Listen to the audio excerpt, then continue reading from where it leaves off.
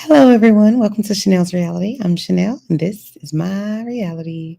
So, I wanted to come on here and talk really quickly about a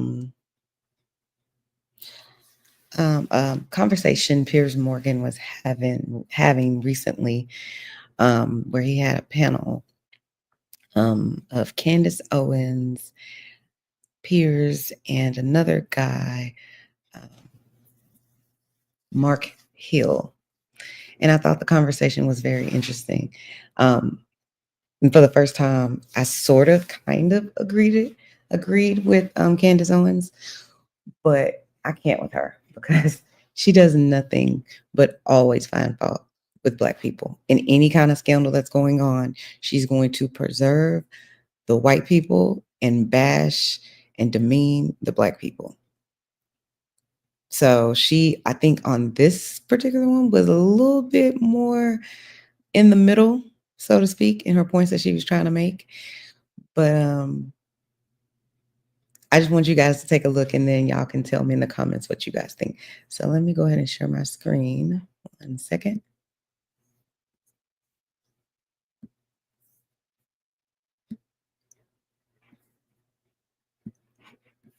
All right, here we go. Everyone knew that this is what he was engaged in. This was an open secret in Hollywood.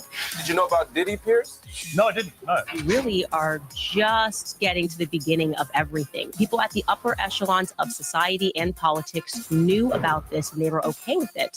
I said there's a race piece to this. And people, by virtue of being Gains amongst Black voters. In a little while, we'll debate why that is. But first, we're going to focus on P. Diddy, whose scandal deepens daily. Already facing federal charges, including sex trafficking and racketeering, Sean Combs has been hit with a slew of new civil lawsuits, accusing him of sexual assault against 6 victims, one of them a 16-year-old boy. Well, to debate this, I'm joined by the host of the Candice podcast, Candace Owens, and the host of Bet News and Upfront on Al Jazeera, Professor Marc Lamont Hill. Welcome to both of you. Candace, good to have you back on Uncensored. P. Diddy, this seems like every day the scandal gets bigger and worse for him. Yeah, it certainly does. And I'm not surprised whatsoever. I mean, I think I was on your show before he got arrested and I brought up what was going on with him. And because I had read through the lawsuit and it was just one of those things that was unavoidable because there was so much evidence. I mean, there was picture documentation, there was video documentation. And I also want to be clear that the press and the media and the public at large is shocked by what's happening, but we really are just getting to the beginning of everything. There are a lot of people who have been named that have not been brought to heel, people that were above him, music executives, and none of this is shocking, really. I think, yesterday a report came out that showed that faith in the mainstream media is at an all-time low, right? I think something like 65% of Americans no longer trust the mainstream media. The Diddy case is a perfect example as to why that is. You have people that spent so much time defending this man. This man was allowed to be with every presidential candidate. He was allowed to throw parties. He was hailed as a hero. And yet behind the scenes, everyone knew that this is what he was engaged in. This was an open secret.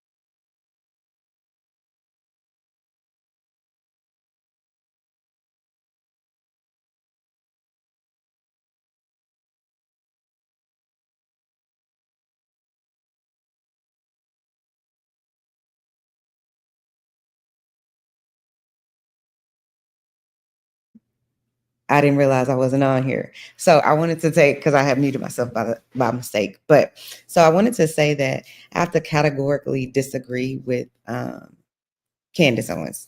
And this is why.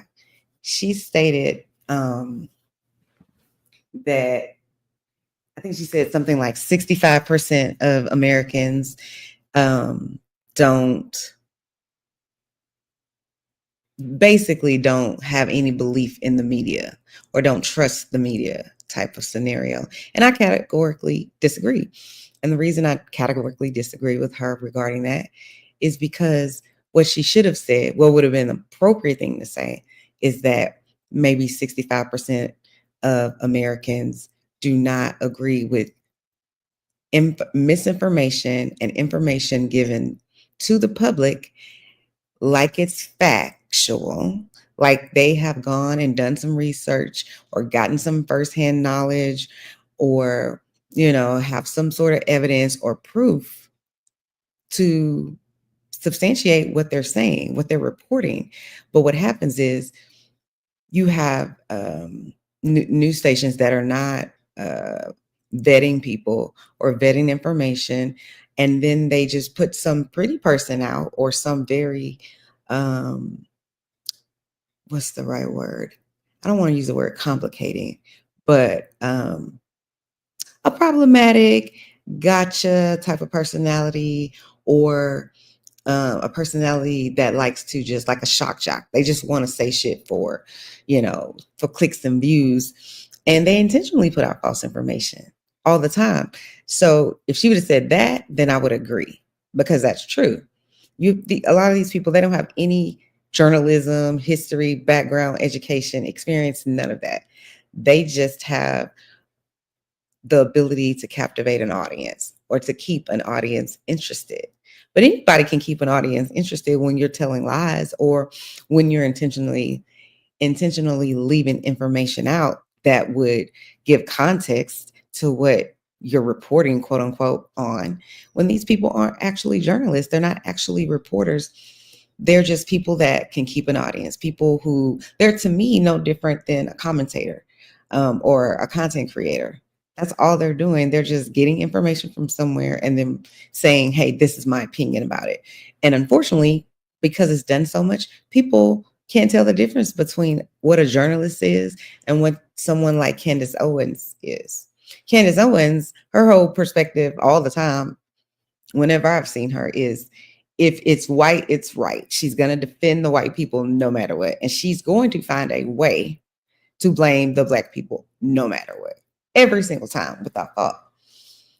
Even in this video, you'll see it is coming. But that's my first issue with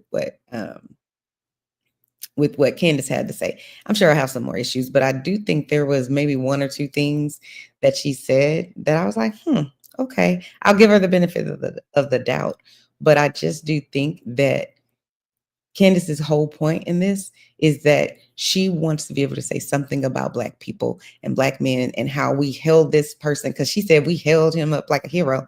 I don't know who we is, because I never liked P. Diddy like that. And I don't know no one that has. And also, who running around drinking Ciroc? I don't know anybody that drinks Ciroc. Also, I ain't never seen nobody in Sean John. So what are you talking about? Like, I don't understand he only was making money off of his name. So, Ciroc is going to give me a contract for, I don't know, $300 million. And I'm just going to try to, make sure I sell this to all the celebrities and high profile people that I know and get them in the videos drinking it with me. And then the rest of the world will want to do it. That, to me, he just represented, in my opinion, lavish lifestyle. That's it. No different than Kim Kardashian. We have a lavish lifestyle. What else are we doing? What else is going on? Like, so I ain't never bought no P. Diddy nothing. Not a rock, not a shirt, not a sock, none of that. So I don't like when one person speaks for everybody. And that's what Candace wants to do. She wants to be that Black voice, even though, in my opinion, it's almost like she has self-hate. I really hope she matures at some point, but she can always find the wrong in anything that a Black person has done. She never brings to the forefront when we've done something great. But I can promise you, as great as President Barack Obama was, I promise you, she could find fault in him. It's the disease of our nation, is to sit around and find fault in people. And it's disgusting, because it's like, what else do you have to do? That's it. Because I don't sit around and try to figure out how I can make someone look bad. Or I don't want to be the token Black lady that they always roll out whenever they want to do something, say something negative about Black people, Black culture, Black race, whatever, so that because they can't do it, they go get her to do it. And it's like, I don't know why she's so willing to just demolish her culture, anyone that's associated with her culture. It's just interesting to me, but we're going to keep going. In Hollywood.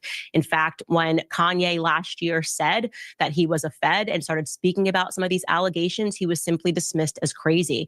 People at the upper echelons of society and politics knew about this and they were okay with it, fundamentally because he was acting a part. I very much believe what Kanye alleged, that he was acting a part like Jeffrey Epstein, in which he was collecting blackmail over various people that were in Hollywood.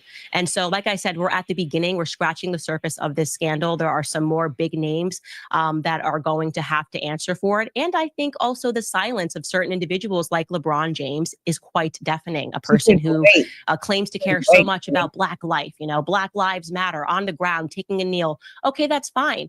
But now you have a friend of yours who has been on camera beating a Black woman. Okay, you said nothing when that happened. You also know that you have various Black people speaking out about how they were abused by him, and you have said nothing. So I don't like the hypocrisy behind that. Yeah, I think it's a good point. I mean, Mark, there are lots of big names being dragged into this. We don't know where the truth lies with that yet. But certainly people like LeBron have been deafening with their silence for the reasons that Candace just articulated. You know, it reminds me a little bit of Epstein in relation to all the apparent taping of videos and pictures and stuff that was allegedly going on. And we'll see what that plays out like in a courtroom. But it also reminds me of Harvey Weinstein in the sense that there you had somebody, you know, in the movie industry as big as P. Diddy, well, I think the most Oscar-nominated person in the history as a producer in Hollywood, where everyone must have known something about him, right? I mean, I knew that Harvey was a pretty bad bully and all the rest of it. And it must have been more than an open secret amongst a lot of those celebrities and Hollywood crowd. Did you know about Diddy, Pierce? No, I didn't. No. No, wait a minute. Well, I didn't know. I met Diddy. I'll tell you, I met Diddy a couple of times. I mean, here's what the point. The analogy I'm going to make is, I met Diddy twice for about 10 minutes. Harvey, I knew a lot better, and I knew there was an unsavory side to him. I didn't know about all the rape stuff that then emerged, but I do believe there must have been a lot of people who did know that stuff, who were around Harvey Weinstein at a close enough level to know that. And I certainly believe with P. Diddy that there were a lot of people that were going to these freak off parties and so on, who must have known for many, many years that all this stuff was going on. That's the parallel I'm drawing. No, I understand the parallel you're drawing. The idea that I'm disputing is just the idea that everyone knew, or that I don't mean everybody. I mean, look, I just think a lot of people must have known. Of course. We're not in disagreement about a few things. First, everything that Diddy has been accused of is despicable and indefensible. And I hope that he is held accountable in all the ways that are fair and just and reasonable. There are, I mean, who knows how many victims? You know, there are lots of allegations. I have no doubt that lots of the allegations are true. And as Candace said, I have no doubt that lots of people have known for a long time. And there are lots of reasons why people didn't come forward. Some of it is good old fashioned Hollywood culture, which is people are getting exploited, people are getting hurt, people are getting harmed. But as long as it's the old boys network, we don't care. And Diddy became one of the old boys network. The old boys network isn't just old white men. It also includes powerful, rich Black men. Not in the same way, but certainly people like Diddy are in that mix. I don't disagree with that. I'm very uncomfortable throwing LeBron James's name out there as someone who knew something or has some. Well, no, I think to be fair, but on that, I feel like Candace was quite careful how she worded that. She didn't say that he knew. She just said he's been deafening by his silence, which he has. He's been very vocal about a lot of other issues involving the Black community in America. Why is he so silent? Just because it happens to be somebody he used to party with? It's just interesting. It is interesting, but I want to caution the audience not to jump to any conclusions about why LeBron hasn't. Again, let me be very clear. LeBron should speak out about this because something awful happened, and he has a duty. I think all public figures have a duty to speak out against awful, morally atrocious things that happen. I just don't want to leap to a conclusion. I'm not saying Candace did, I'm not saying you did, but I don't want to leap to a conclusion that there's some other sort of reason why he may have done this. The other thing here is I just remember I just remember. I just need you to hear. Okay, yeah, go ahead, Piers. I'm sorry. Well, the point I was going to make, just on the point you made. All I was going to say is, sorry, all right. Okay, there's just a little delay. Let me go first. Let me go first. The point I was going to make about the point. You go first. You just made a really good point, which I want to make a point of, which is I think that the point I would make was when Harvey Weinstein went down, there was an absolute stampede of celebrities in Hollywood who rushed to distance themselves and publicly denounce him. And I've just noticed that with P. Diddy, there's been a very, very, very small number of high-profile black celebrities, including sports stars, entertainers, and so on, who have chosen to do that yet. So there's a marked difference between the way these two scandals have played out in terms of how many high-profile people are prepared to go, this is disgusting. Well, I think there's another thing here, right? Harvey Weinstein was a predator, full stop, right? Diddy is, based on the evidence, a predator, full stop, and some other stuff. And there are a lot of people, based on what I know, people I've spoken to, the stories I've heard, and the rumors I've heard for 20 years now, about Diddy that aren't always about predation. And that's the complicated thing here, right? A lot of the why does details, that make it complicated? a lot of the gossip, a lot of the nastiness, you'll just hear me out, you'll understand. Okay. The thing is, a lot of the stuff, a lot of the subtext around Diddy isn't about predation, it's around sexuality. And so a lot of people aren't really outraged, especially in the hip hop community, that Diddy was preying on underage girls allegedly, or that he's beating up Cassie allegedly. Some people are just weirded out that he may have been having sex with dudes. And so there's a multiple things happening here. And so a lot of the people in Hollywood who are being quiet on Diddy, they're not being quiet because they knew he was doing something illegal. Some of them are quiet because they were at the parties, they were at the freak-offs doing freaky stuff. And the freaky stuff isn't illegal, but it can ruin your career in a society that's homophobic. So I'm saying it's a lot of things mixed in. Okay, Candace, you're raising your hand. I think I know why, but go ahead.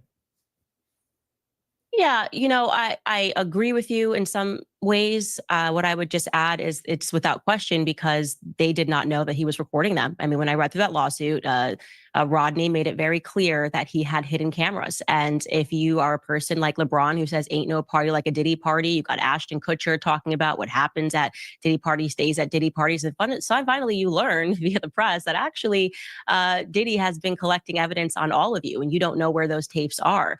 That will buy your silence for quite some time because you're hoping that if you keep your head low, you're not going to be revealed as one of these people that was engaged in some of these acts, whether they were heterosexual or homosexual, it doesn't matter. Maybe you're just cheating on your wife and you don't want that to get out into the public. Maybe you were, as Cat Williams described it, in one of the rooms. He said you could just walk around the house. He said this on stage years ago, that you could walk around the house and you would see people engaged in various sex acts.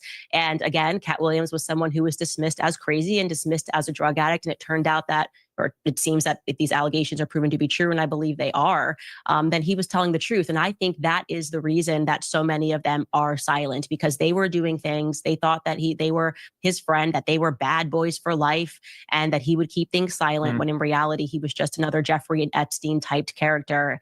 And they're scared for their lives. Yeah, especially if you're someone like a LeBron James, and I'm not alleging that he is caught in something terrible, but if he was caught in anything and you're LeBron James and you've made your mark on talking about the ills of society and you have minted yourself a king and you're speaking out on the Black community and they find out you're the room over while someone's getting raped potentially, not going to look good. Well, I just think, look, we don't know, as you say, where the truth lies with this, and we're not inferring anything against LeBron or Ashton Kutcher or anybody else. Correct. I had Jaguar Wright on, who made a number of allegations against Beyonce and Jay-Z, which we were not able to independently substantiate, which were vigorously Which denied. was ridiculous that they sent you a cease and desist. Just they just said these allegations are completely. They should have sent you a cease and desist. Well, no, I'll tell you what they sent me. It wasn't even that. I'll tell you what happened. They just said, look, these allegations are completely untrue, and we will sue you if you don't take them down. We had no way of independently verifying anything she said. in relation to Jay-Z and Beyonce. Now, you know, who knows where this scandal goes or what names get dragged in and in what way. But what it's taught me is you just have to be careful when a story like this breaks, that when we put big names into the scandal, you just don't infer they've done anything wrong yet. The only thing we can say, which is, I think, pertinent to this, comes back to what we said at the start. When people who are as normally vocal as LeBron, who can be as condemnatory as he's been publicly about all manner of issues, when they're completely silent about something as big as this, and you know they were good friends with P. Diddy and were at the parties and so on, you just raise an eyebrow, right? And you would about everybody. And it may well be, what, as Candace says, Mark, it might be a sense of unknown, not knowing what's on tape here, not wanting to get involved at all. I totally understand it. But I do remember, by marked contrast, the number of people in the Weinstein scandal who raced to publicly disown him. And interestingly, with Epstein, that didn't happen with him because he also had a lot of tapes. It's interesting. It's an interesting point, Piers. But I mean, again, Diddy is very interesting in that for the last 30 years, he has taken pictures and partied and hung out with everyone. Yes, he's hung out with politicians, but I guarantee you a lot of them politicians, I ain't saying all of them, but a lot of them politicians had no idea what was going on behind the scenes. When you go to a Diddy party, there's levels to the Diddy party. Yeah. There's the Diddy party at the club. There's the Diddy party at his house. Then there's the after party. Then there's the after party, right? I haven't been to any of those after parties or after parties, or, you know what I mean, or any of those parties, in fact. So I'm just speaking as a researcher here and as a journalist. I'm saying that there are levels to them. So there are lots of people who go to the Diddy parties that don't know any of that. But if you find out that all these awful things happen at Diddy parties at 4 a.m., it's hard to go to the media and say, yo, I was at the Diddy party, but I left at 12. Or I was in the Hamptons, but I didn't go to the next location. And so I think a lot of it is fear of public relations. And I think, to Candace's point, I don't think it's a coincidence that Diddy has all these strategic alliances with every single person in Hollywood, black or white. And I think Harvey Weinstein didn't have those types of relationships, so it was much easier for people to run from him. And you know the kind of hypocrisy, though, Candace, which really gets my go with this. Take somebody like John Legend, right, who decided to rewrite the lyrics to "Baby It's Cold Outside" because it endorsed sexual misconduct, which obviously was completely preposterous. It's one of the most innocent, flirtatious videos ever made back in the 60s about a beautiful love song. And it was completely misappropriated by Legend. No, it was rapey. Knock it off. It's not rapey at all. Baby, it's cold. Do you want to come in for a drink? It's cold outside. Do me a favor. And anyway, and even if you keep saying no, and he keeps trying to get inside. It was harmless flirtation, which completely misconstrued deliberately by John Legend to tick all the right virtue-signaling boxes. But here's my point. What has John Legend said about... testify to that in court? What has John Legend said about P. Diddy? He was enraged by a 1950s video of harmless flirtation, so much so he rewrote the lyrics, Candace, but he's not enraged enough by what he's reading about P. Diddy, someone he knows well, to make any comment that I've seen so far. Right. And that is the reason why people can't stand the Hollywood types, and rightfully so. I mean, John Legend has always been a walking contradiction. He speaks often, oh, yes, the bullying of this cute Christmas song, but everybody loves, and I'm still going to play the original lyrics forever.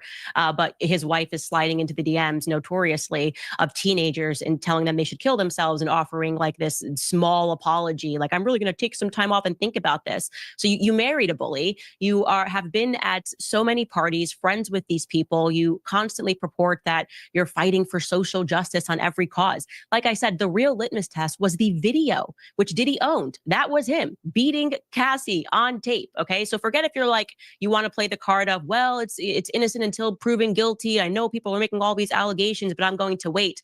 Where were you on the topic of Cassie being beat to a pulp on camera and Diddy offering this little meandering apology about that? Let me respond to that, because I would just like to finish, if you don't mind. You're allowed to. We don't seem like doesn't seem like there's a buzzer here, so I think I can finish my thought. But you know, and that's what has become so problematic, is they are constantly virtue signaling to the public about how great they are because they're not voting for Donald Trump. Donald Trump's such an awful person because he maybe cheated on his wife 16, 20, 30 years ago, whatever it is.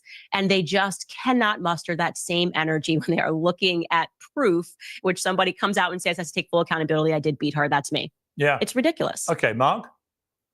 So here's my response, and I didn't mean to interrupt you, Candace. Again, there's a sound delay. I thought you had paused. I wasn't trying to be rude. Forgive me. We're saying that John Legend didn't respond to Cassie or to the Diddy parties, and we're saying this as if it's true, but it's not true. And so I just want to read to you what John Legend actually said in response to this. And he said it months and months ago. He said, "I was horrified by the descriptions that I read before the video evidence came out," meaning he believed Cassie even before the video. He then said, "And absolutely, it's something that needs to be brought to light when it happens." He said, "My default stance is to believe women when they make these accusations and to make sure that we do whatever we can to support women." He also said that he was specifically horrified of this. And then he said, regarding to the other Diddy stuff, he said what he's accused of is shameful. And he said all the other victims that have alleged that he's abused them, it's quite a shame for them too. I really just want accountability and healing. So I think this is an opportunity for us to say, this is why we shouldn't jump to judgment. We're on international television castigating John Legend for not doing the very thing that he actually did. Then all I had to do was type John Legend Diddy and it came up first. So you guys owe John Legend an apology if you don't edit this. Yeah, okay, so here's what I would say to that. It's right that you've pointed that out. My understanding is that were comments he made back in May, not since we've had the raft of charges against Diddy, which is what I'm talking about. So there's been nothing. It's been a deafening wall of silence since the charges. That's what I'm talking about.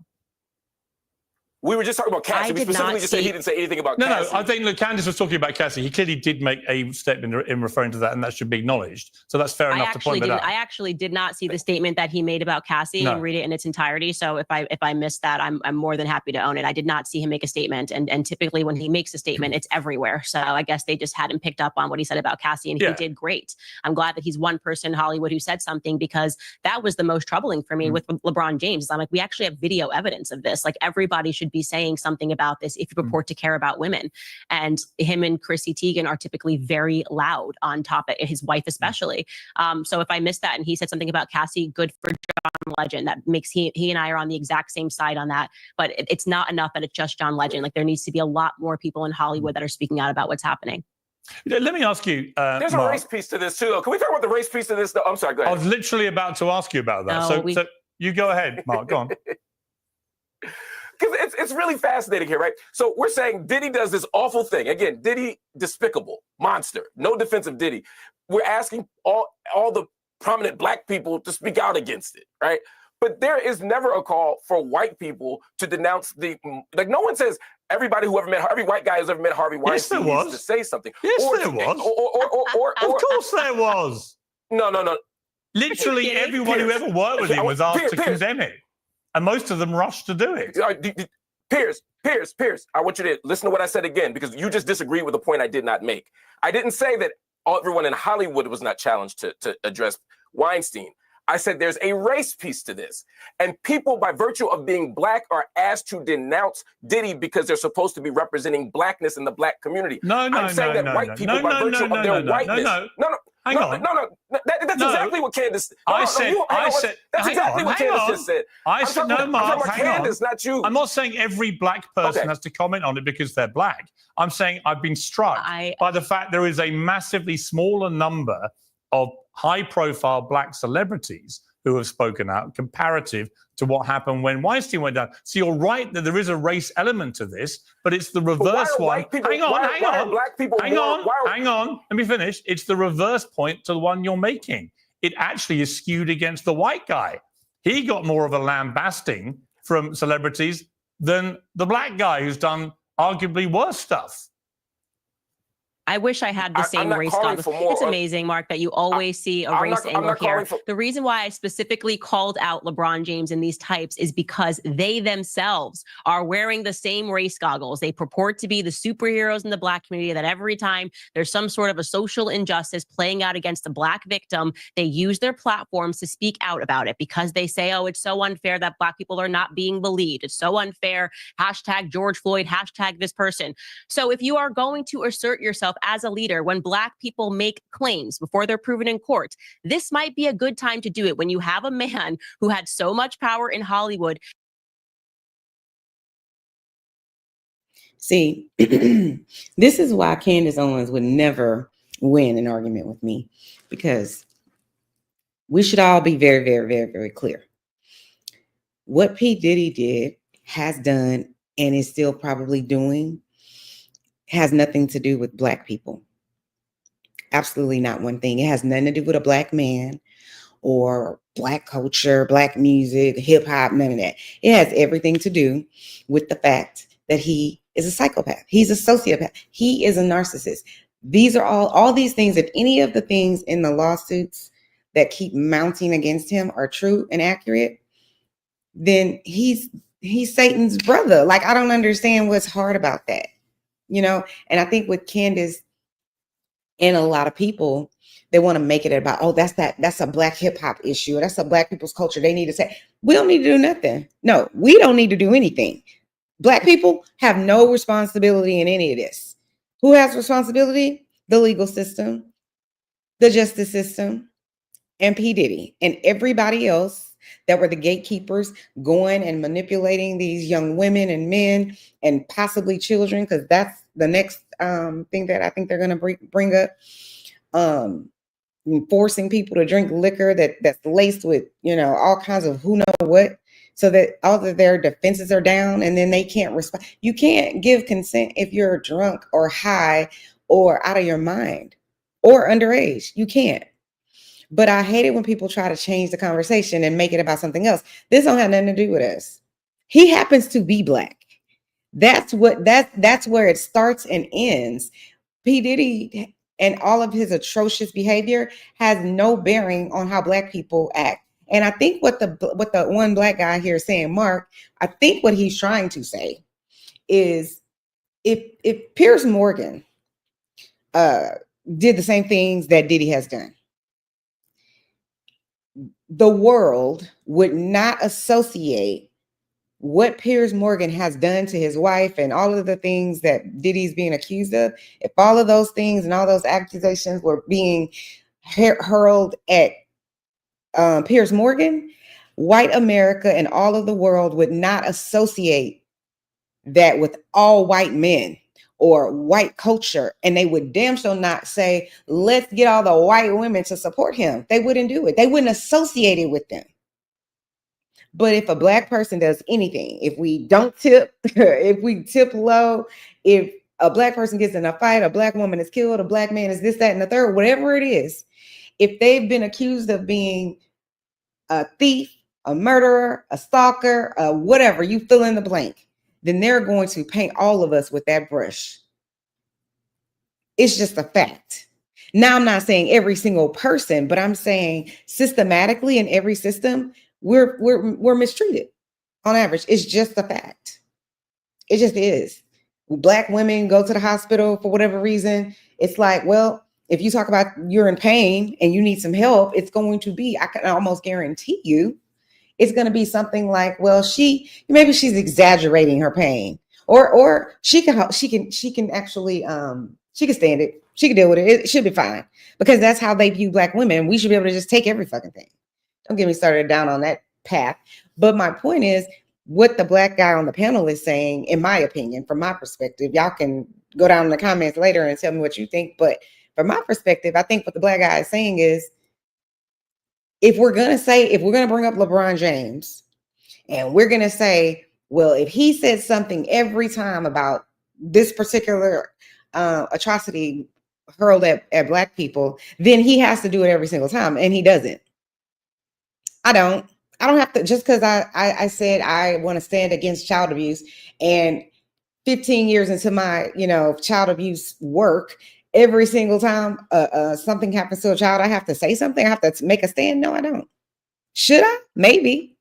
I 100% believe and agree with Candace and Piers Morgan saying that everybody should say something. All the celebrities that are always looking for their next whatever it is. Let me get on The View. Let me get on, whatever platform, and let me push my book, my movie, my whatever it is, my exercise tape. They can come out in droves for that, to promote them so they can have money, so they can do X, Y, and Z, right? Or more followers or whatever it is, right? Raise people's consciousness about them so that they can make more money. But when it's something very serious, like this Diddy situation, everybody in Hollywood is on fucking mute. They all have pushed the mute button. And I think that's what Candace and Piers are trying to say. And I think the black guy is having a different argument. His argument is more of like, why is it that when somebody like a Harvey Weinstein, who has been doing it, I would say, I'm assuming Harvey is at least 15 years older than Diddy. I think what the black guy is saying is, why didn't someone come on the giant megaphone and say, every celebrity, all white celebrities, all black white male celebrities need to come and and call him out? That I feel like is what the comparison that the black guy is making. The Marc guy, that's the comparison he's making. He's saying, if every time we turn around, if a black guy shoots another black guy, they're going to say black on black crime, or blah, blah, blah, blah, blah, right? That's what it's always going to go to. When really this don't have nothing to do with black people. It has something to do with two people who got in an argument or whatever their issue was, and now someone's no longer here. Or, you know, they got in a fight, whatever the case may be, or somebody stole something. You cannot associate it with the whole entirety of one culture. We're not a monolith, but people love to do that. And it's okay to do that. And it's actually recommended to do that to black people. If they listen, if something happens to someone and it's a crime, they're hurt, rape, murder, whatever it is, right? If any of those things happen and the person actually survives, the victim actually survives, but they don't remember exactly what the black person looked like. If they think they black, I promise you, they gonna sketch something. They gonna get a rough draft. They gonna sketch, because they need you to know that it's a black person. How we know, how I always know the suspect might not be black, it's because they'll just say that they're looking for a suspect. That's what happens. And I'm one of those people that I'm not gonna ever say, well, everything is about race, because everything is not about race.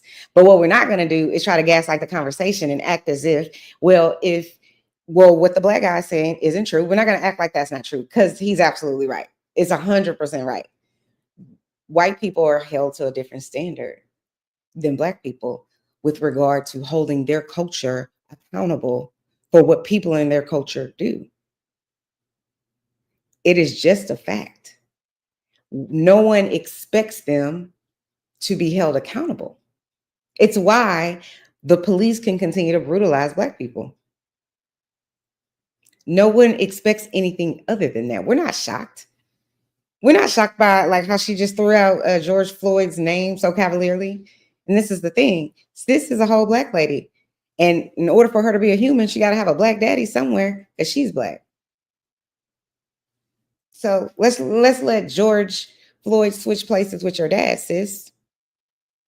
You still cool with it? You still want people to like say it so cavalierly? Like when black people were saying this about George Floyd. The man is dead. I'm gonna need you to have some respect for the people who are no longer here. Not totally disregard them, because at some point he did something wrong. And that's what they do to us a lot of times. So when I say them, I'm talking about these different institutions. The systemic racism that's everywhere, that people act like it's not going on, but it's just bubbling right there, right beneath our nose, just like trafficking. What they're accusing Diddy of, it's shocking to me that he was able to get away with it for 30 years. That part is shocking, but it's not shocking to me that human trafficking is rampant. That's not shocking. Human trafficking, sex trafficking is some countries' whole entire domestic gross income product, whatever you want to call it. Just like, oh God, what's the word I was going to use? Travel is almost, I can almost guarantee you, is the Bahamas' #1 way of making income for their country. So it happens with sex trafficking. But what's shocking is, I think for most of us, is that so many people knew, and how much was going on, how egregious it is and was. And I'm gonna tell you this, I really was like, for the longest, like, man, you know, Diddy worse than, I'm sorry, Epstein is just the devil. Like, I did feel that way, still do feel that way. But I don't know how far Harvey went with everything he was doing, which was atrocious as well. But I'm telling you, the more lawsuits come out and I read, especially as it relates to Diddy, but all of the people, the Dream, the Diddys, the Kanyes, and all of these people who've been able to get away with this unspeakable, savage behavior for years and years and years. I was just kind of like, I rewatched the Epstein documentary because I was like, I want to make sure I'm not crazy. But Diddy's, what he's done is way worse. Now, I'm not saying, like, I'm not comparing, or I would never like really try to compare where, well, this person's trauma is worse than this person's trauma. But what I am saying is the level to which Diddy did things is what's so beyond, in my opinion, what even Weinstein and Epstein did. And I feel that way because I don't remember anyone writing in any of the documentaries or the lawsuits that Epstein or Weinstein was like forcing, like drugging people and then forcing them and then raping people. Like, if that happened, it happened. In the eyes of the law, if you're underage and a man is having sex with you, or a little boy, whatever it is, that is rape, because it's not consensual, because a person under the age of 18 can't consent, except I think in a few states 17 is the age of consent. But my point is, that to me is what made it more egregious. Like, all of those girls, they felt away. All of the women in you know, at least from what I watched, that were assaulted by Epstein, they did feel violated and you know, troubled and whatever it is. You can fill in the blank with all the trauma that's associated with that. But I just feel like what Diddy's being accused of is like 10 steps beyond what Epstein. I feel that way. I think all of them are monsters, and I think all of them deserve to go directly to hell and never, you know, not pay to go, do not collect $200. I do wholeheartedly feel that way. But the more lawsuits, it's almost as if he enjoyed it. Because we know Epstein and Weinstein enjoyed it. They love the power of it, because sexual assault is never about sex. It's always about power and control. How many years did P. Diddy control Kim Porter? Tapping her phones and having his security follow her everywhere and just stalking her. A madman. And that's why I say, I feel like with Epstein, even though he's a gross human being too, I just don't remember him having people. Well, no, I think, well, once he got, yeah, that's true. Okay, so he did have people stalking other people, in my opinion, once he had to go to jail. Once they actually convicted him and he had to go to jail to wait for his next trial or whatever. They were, you know, it's caught on tape. There were people, you know, stalking them basically. But I don't know that they were there every single day, every waking day moment, like how with Diddy, he needed to know where Kim Porter is. Meanwhile, he at the damn Grammys or American Music Award with J-Lo. It's like, are you serious? That's why I say it's about power and control. It's about power and control. So you just gonna make me stay in this room with you?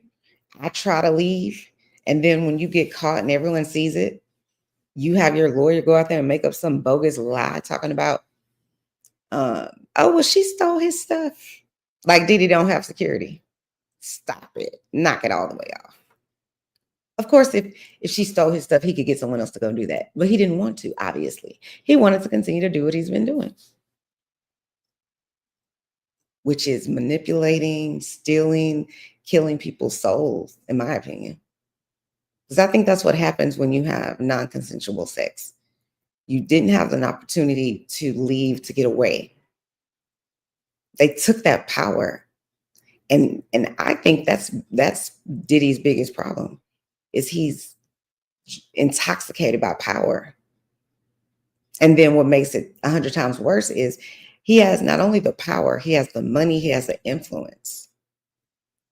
So power really trumps money. Money usually rules the world, but if you have enough power, think Hitler. Hitler wasn't rich, but think Hitler. That's a different type of power, and that's what I'm talking about. He had that power. But I don't know what Candace, I don't know what her issue is with LeBron. I know she's saying, oh, well, that's because he said something. He's very vocal about this, this, and that. I can make up my mind and be vocal about whatever the fuck I want to be vocal about. Period. You don't get to tell me when I can speak up or monitor when I can do whatever I'm doing. And let's be clear, who has time to speak up about everything? That's not the issue. The issue is everybody is silent about one thing. Why is that? How do you get a whole group of people, a whole subset of society to just shut the fuck up completely?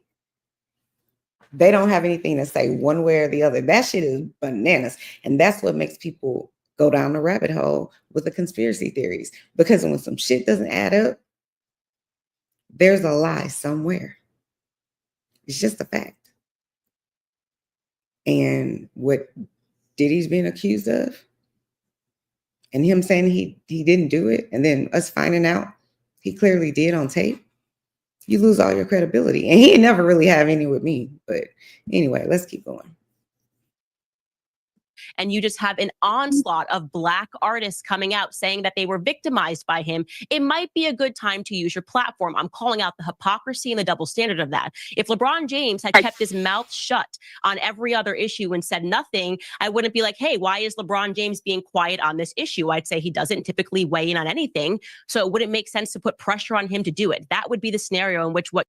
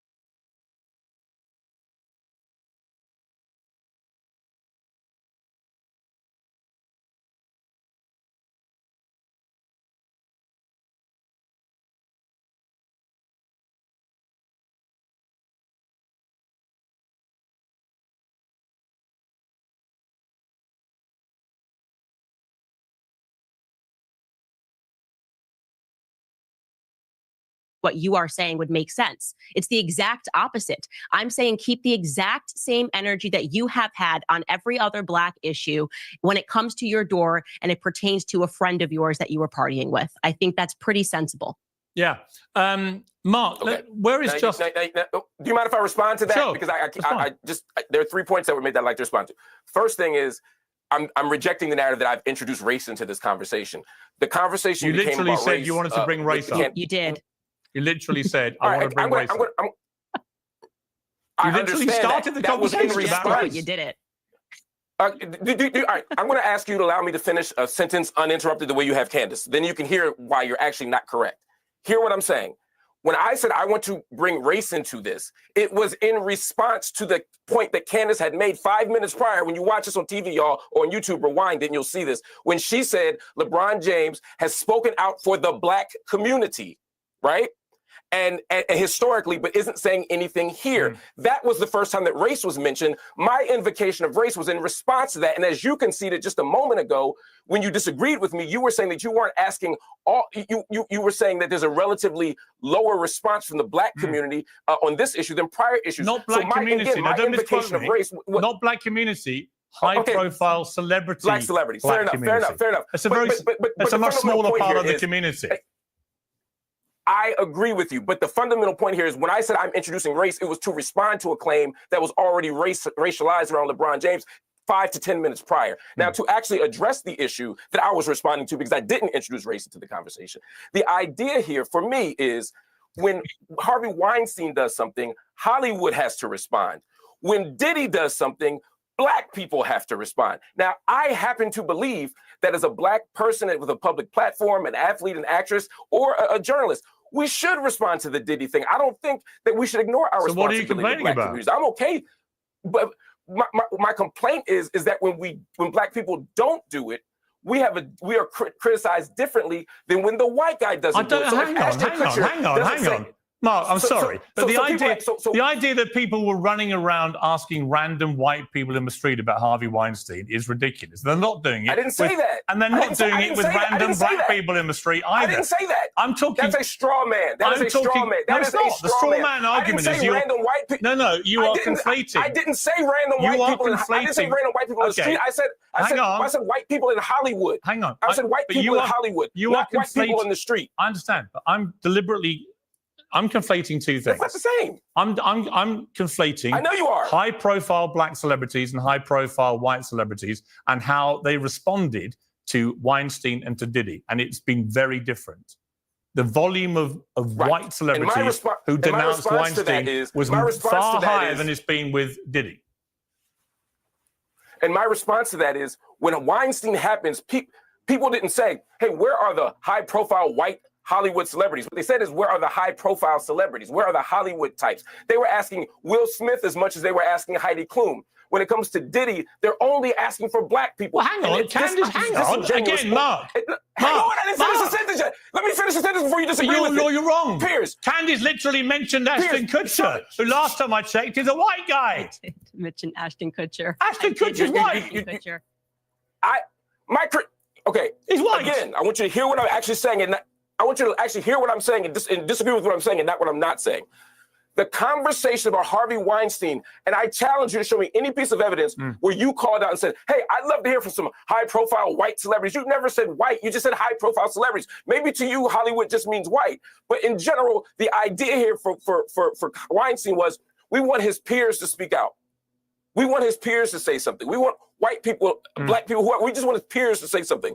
But when black people don't do it, it is framed as some kind of specific or unique moral failure. And that's the idea that I'm challenging here. Again, I want everybody to speak out against both of those monsters. Okay. But I'm saying let's the slight treat flaw. one differently than the other. With respect, the slight flaw is that Candace actually said LeBron and Ashton Kutcher. And last time I checked, Ashton Kutcher, and this may not be the case, but I believe he still identifies as a white guy. Last I checked, you're not Candace Owens. Last I checked, you're not Candace Owens. I'm criticizing you right now, Piers, not Candace Owens. So you can't say, well, Candace said it. You're not a buddy comedy here. I'm critiquing your approach and coverage of this conversation. Right. And you can't say, well, Candace said it. I didn't disagree with Candace. I disagree with you on that particular point. Okay. Mark, okay. Let's take a little beat. I do want to say. What are you talking about? Well, Candace said it. You can't say. Candace? I don't think you could say, I would like to introduce race, and then 30 seconds later say, I did not introduce race. I mean, the records will show you definitely introduced race. And I brought up LeBron James, and for a very specific reason, because he was quite literally at the parties and because he's used his platform to speak out on Black victimization, not because he was Black. I was pointing out the astounding hypocrisy. I didn't say, let's talk about LeBron James because he's a Black man. I mean, I would have brought up tons of other Black people and said, where are their voices? But it wouldn't have made sense because they don't hang out with him and they don't use their platforms. And I did bring up Ashton Kutcher as well, and very many other celebrities. I'm pretty sure Chrissy Teigen is not Black; she's Asian. So I'm completely confused, completely lost at what point you were trying to make there. I do think that you do tend to see things through the vein of race, because when people are just making a sound point about why it is that there is some interest in LeBron James' silence right now. And I think he should speak out because he had a friendship there and because he purports that he cares so much about Black victimization. And there is a long list of Black victims. Right, and Mark, I think it's very sound. Mark, you can disagree with it. Yeah. And Mark, before you respond, Mark, I agree with the point that you're making, Candace. I want to ask you something. Go ahead. You've also, I believe, and correct me if I'm wrong, but I think you said that there wouldn't have been the attention on the raid at Diddy's home, for example, if he'd been a white rapper. To which I would say, if that had been Eminem at the height of his power. Say that again. I didn't hear you. I believe you said before in a previous debate or interview that there wouldn't have been the same attention that was given to the raid on Diddy's home if it had been a white rapper. To which I would say that. You didn't say that? I didn't say that. I did not say that. What did you say about that? You can disagree with that point too, but you wouldn't be disagreeing with me. Okay. But feel free to make your Eminem argument. So apparently on the documentary, well, just to clarify, on the documentary with TMZ, that's what I'm told is where you said that. It's hard for me to imagine that had this been many other celebrities, particularly white celebrities, that their children would have been in handcuffs and they would have been forced to stare down the barrel of guns and seen armored tanks. It just seemed like a lot for a raid of a music producer. Right. I know the documentary you're referencing. I wish you would have watched it, with all due respect, and then you would know I didn't say that. I'll tell you what I said. Yeah. What I did say was not the attention. Diddy is an international superstar. Black, white, red, or yellow, we should be watching Diddy. And there's no reason why race is playing into the why of why we're watching it. That had nothing to do with what I'm talking about. What I'm talking about was the actual nature of the raid. Typically, unless you believe, and this is what I was arguing at the time, unless you believe that Diddy was an armed threat, there was no need to handle his children, who were not at the time charged with anything, in the way that they did. There was no reason to have SWAT, almost like the National Guard, this full military infrastructure, to do this. I think they should. I'm not saying they shouldn't have raided the house. I'm not saying they shouldn't have arrested Diddy. I'm not saying any of that. I'm saying that what my comparison is, they wouldn't have done that to Mark Cuban. That's my point. But there's now, as more evidence comes out. Hang on. Mark, hang on. On that point, you said they wouldn't have done it to Mark Cuban. Mark Cuban is a massive celebrity in America. If he had been doing what we now know from this charge sheet against P. Diddy he's accused of doing, damn right they'd have done that to Mark Cuban. These are not like small. Done what? These are not small allegations. Done what? Well, have you read the charge? What? Have you read the charge sheet against Diddy? You know what he's accused of. That's not what I'm disagreeing. Again, you're saying the nature of the raid would not have been as over the top if it had been Mark Cuban, because he's a white guy, right? Is that what you said? I actually don't think it's quite that simple. I think the rapper part of it has a lot to do with it. I think they might have done that to Eminem. That's what I'm saying. It's not purely racial. I'm saying. Well, what is the point you're making? I don't really understand it. I promise you, just pro tip here, journalist to journalist, if you let me finish the sentence, you'll completely get what I'm saying. Pro tip. What I'm saying is that with Diddy, as opposed to say Mark Cuban, just to use that example, there's an assumption that even if Mark Cuban is committing awful acts, or Harvey Weinstein, we don't need tanks. We don't need to tie his children up and make them sit outside, because there's no reason to believe that those children are going to do harm. There is a default assumption that there's going to be a level of danger attached to Diddy that aren't even consistent with the charges. Again, he's a monster, right? But they don't usually break into homes with tanks and machine guns for child molesters, even though child molesters are the worst people in the world. Well, because there's no reason to believe they're going to be thrown out with AR-15s. It depends how many guns they think the person has, I would imagine. Candace, back to you.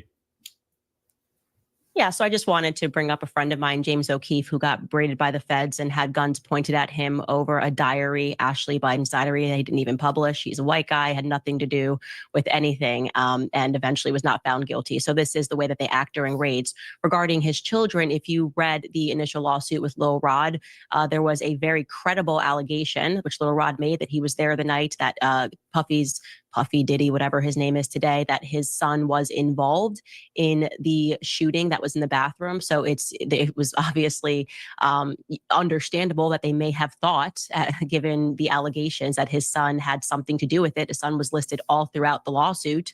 So when they were raiding them, they were probably also raiding the sons as well. That was my immediate assumption when I saw it. But I do think it's completely absurd to suggest that there was any sort of rapper or black motivation behind the raid. Like I said, James O'Keefe is a perfect example, and they did not have anything.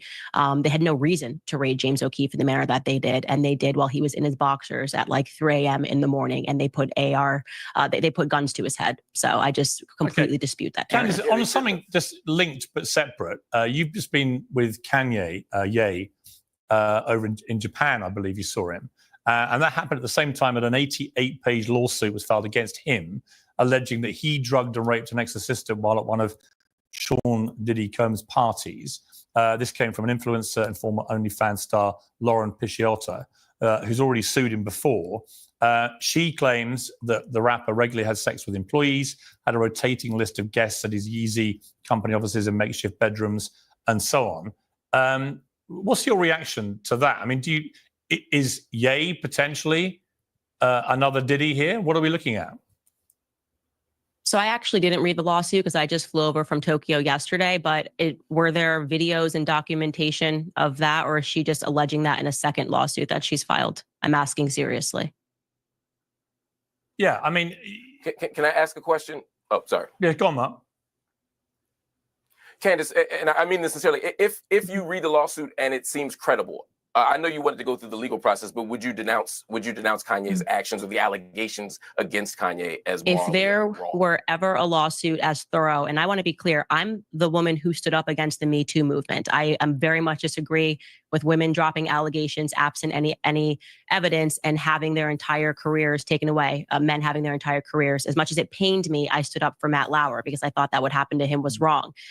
The Diddy situation was completely different because the guy had pictures, photos, and documentation. Like I've never seen I've never seen so much evidence filed in a lawsuit in my entire life.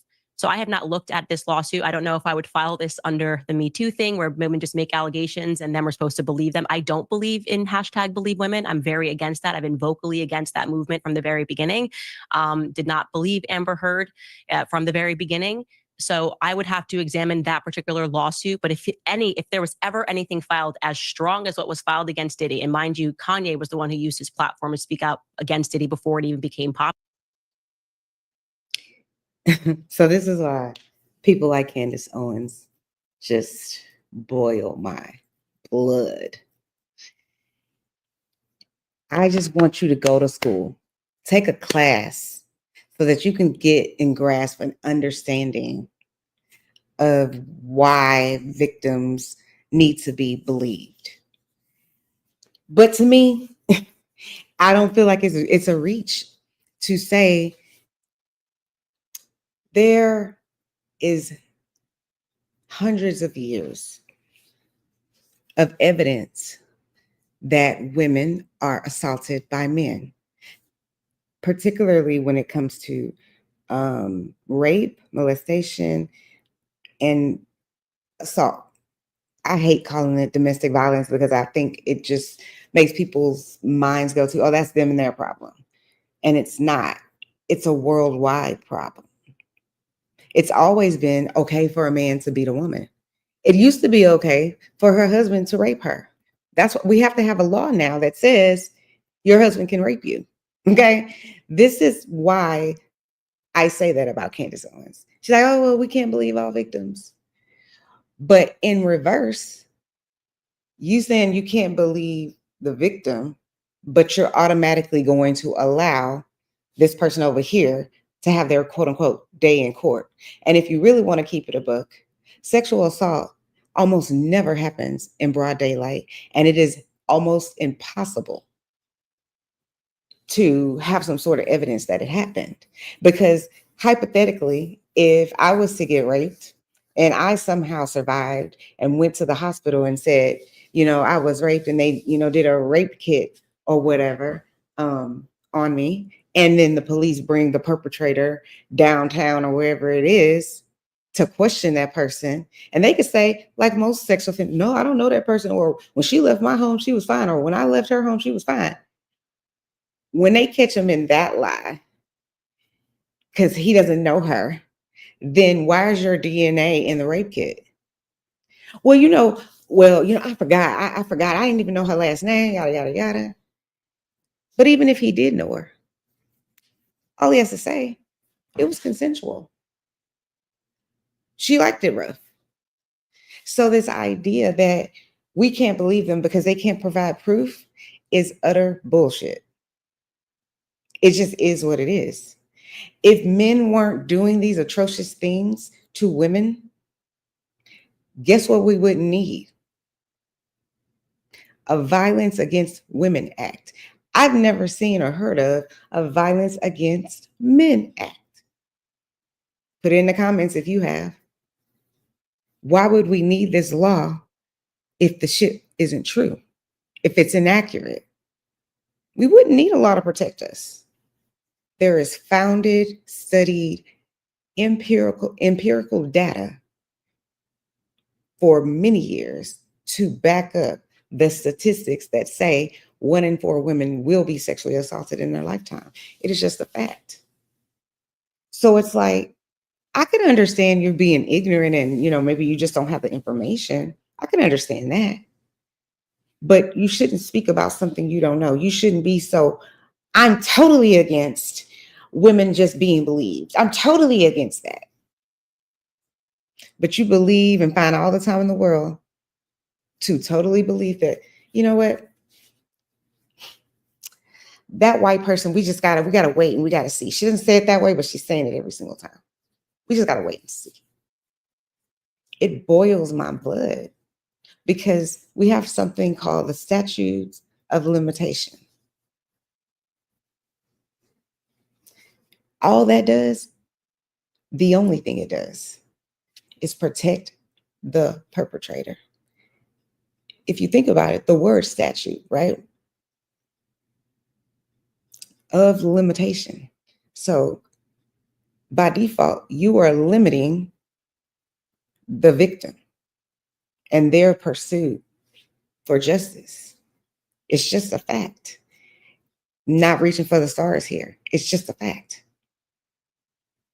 Another known, unknown, a known, let me say it like that, about men in general. We know that they're usually the perpetrators of sexual assault, right? We know that. But this is my argument every single time for all the people that are like, oh, we can't just automatically believe, men are this, that, and the third, and we don't want to tear down our Black men or whatever it is. I've never seen a man-only daycare. Not one. Meaning, I've never seen a daycare where every single staff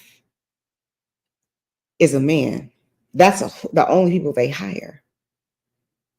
Why is that? In my opinion, is because nobody on planet Earth, not one woman, would leave or want to leave their child in a daycare with nothing but men.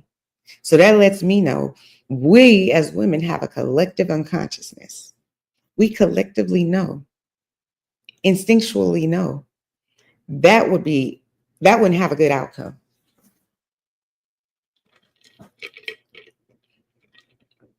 Stop me when I'm lying about something. It wouldn't have a good outcome. Why? Because men have a badass track record of assaulting women and molesting children. And let's just say, hypothetically, there was someone who decided they're going to open up a man-run daycare. How long do you think it'll be before that daycare closes? You signing your children up to go be cared for and looked after by only men? Absolutely never. And having a daycare is extremely lucrative because people are always going to have babies and they're always going to need a babysitter. It just is a fact. But ask yourself, why do we automatically know that we would not take our children and drop them off at that daycare that only hires men? If we already know that, why is it that you're so against just believing victims? You wouldn't be promoting the all men daycare. You wouldn't. And they would go out of business in 30 days because no one is signing their child up for that, especially if they can't talk. We're just not. I do think there's space for making sure that the accused person, the perpetrator, or the accused perpetrator, alleged perpetrator, I think there is room to say there obviously have been situations where the victim, quote unquote, did lie and then later recanted and said, I actually lied. But even when they do that, most of the time, because it happens a lot, but most of the time they'll just kind of be like, you know what, that's okay.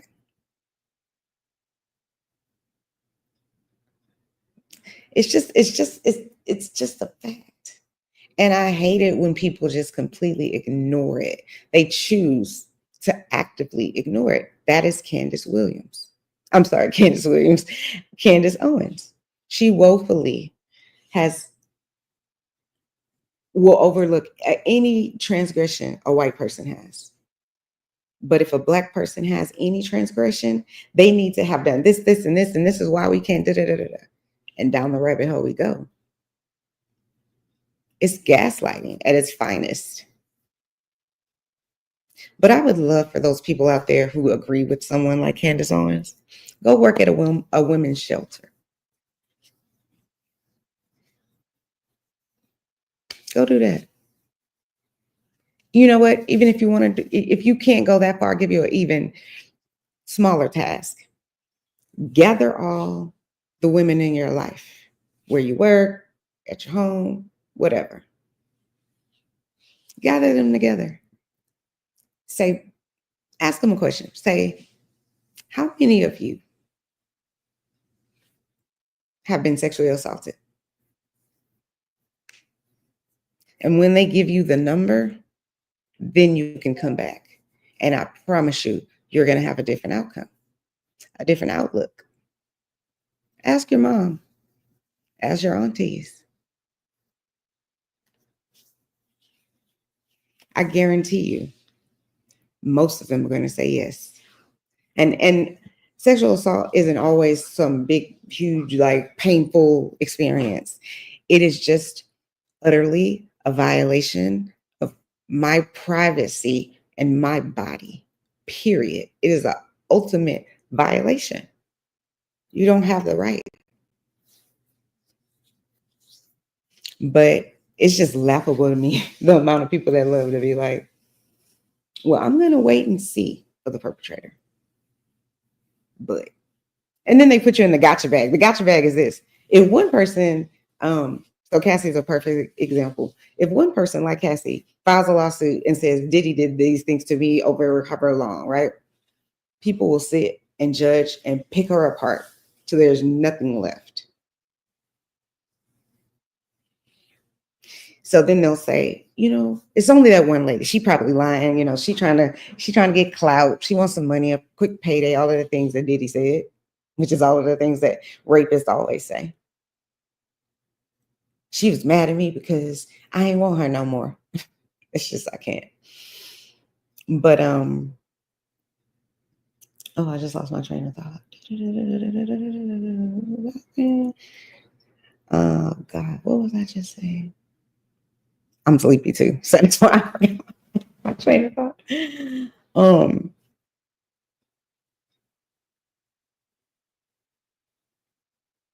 It'll come back to me after this live. I don't know why I just blinked. But anyways, let's just finish listening to this idiot. And then we'll go back. I mean, we'll go from there. Popular, I would, of course, be saying something about that because we're talking about an entire ring of abuse, drugs, pink cocaine. Again, these are allegations, but the pictures of the blood that he shot someone, I would be a complete hypocrite not to speak out and say, oh, well, he's my friend, so I'm totally okay if he's just shooting people in a bathroom and calling his friends to hide the evidence. I mean, this is... I would imagine we're comparing apple to oranges, but I'm happy to be educated on that lawsuit because I haven't actually read through it. And just, I mean, given you haven't read it, that's fair enough. How is he? Yeah, I mean, when I last interviewed him was about a year ago, and he was pretty well all over the place. He'd been accused of making a number of anti-Semitic comments. Obviously, we all know about that. He's kind of disappeared off the radar a bit. How is he? He looked great. I mean, he's lost so much weight. He looked happy and healthy, and he essentially said that he needed to get out of Los Angeles. How obnoxious is that? That when Piers asked her, how is he? The first thing she goes to is a physical attribution, as if that's something to, you know, be so proud of him because he lost weight. And the thing is, she doesn't even realize it. She doesn't realize she should start with, he took back, and I'm saying hypothetically, because I don't know what Kanye said that was anti-Semitic, but she could have said, you know what?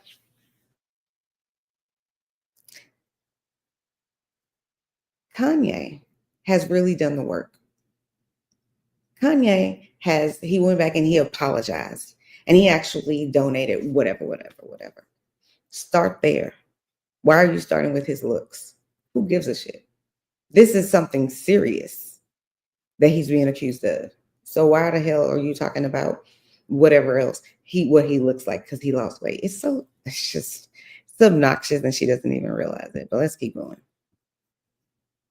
And I completely sympathize with that, because I do believe that it is a demonic town.